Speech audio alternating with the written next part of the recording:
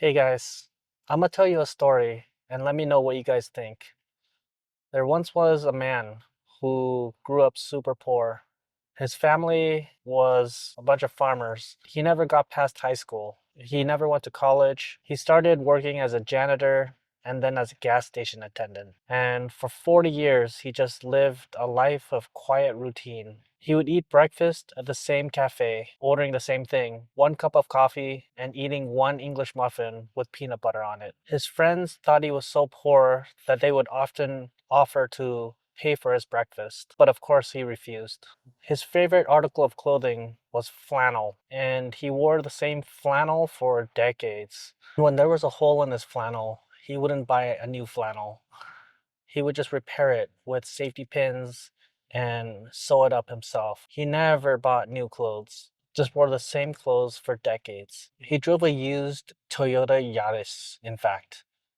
He drove it to the ground, refusing to upgrade to a new or better car. That was his life. But beyond his broke outwardly appearance, he hid a secret from his friends, family, and neighbors. You see, when he died at the age of 92, he left behind a fortune, $8 million in stocks. He had stock certificates piling up to 5 inches in a safety deposit box. And upon his death, he left 2 million to his friends and family, 4.8 million to his town's hospital, and 1.2 million to his town's library. This story is a true story, and it is the story of Mr. Ronald Read.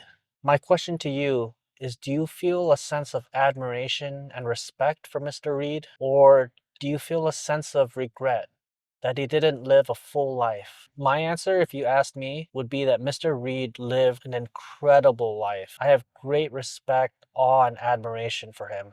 If there was a spirit animal for this channel, it would be Mr. Ronald Read. There's so many takeaways from his life. The first one, and most obviously, is number one, live below your means. That doesn't mean depriving yourself. That means living intentionally, only spending money on things that truly matter to you. Simple pleasures bring a fulfilling life. Ronald Read never made much as a janitor or as a gas station attendant, but by all accounts, his friends say that he was happy. He enjoyed the simple pleasures in life. The second thing that we can learn from Mr. Read is that investing consistently over extended periods of time can lead to outrageous results because your returns can snowball, compounding can take effect, and the number at the end can be something huge, something drastic, like $8 million on a janitor's salary. Number three is the power of dividend investing.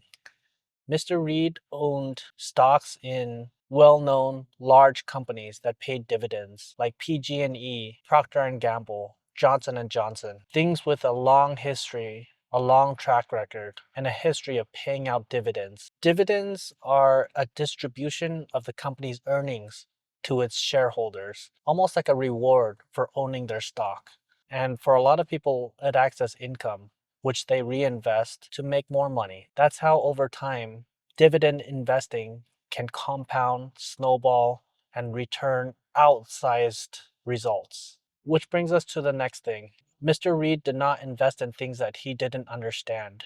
He stuck with what he knew, and it worked out tremendously for him. I think of Mr. Read's story all the time. It inspires me, it motivates me, and it disciplines me. It makes me see the long run. It makes me see the bigger picture, what happens in the long run. And I aspire to be like Mr. Read. If you're interested in taking this journey along with me, please consider subscribing so that we can share in the journey together. Thank you so much.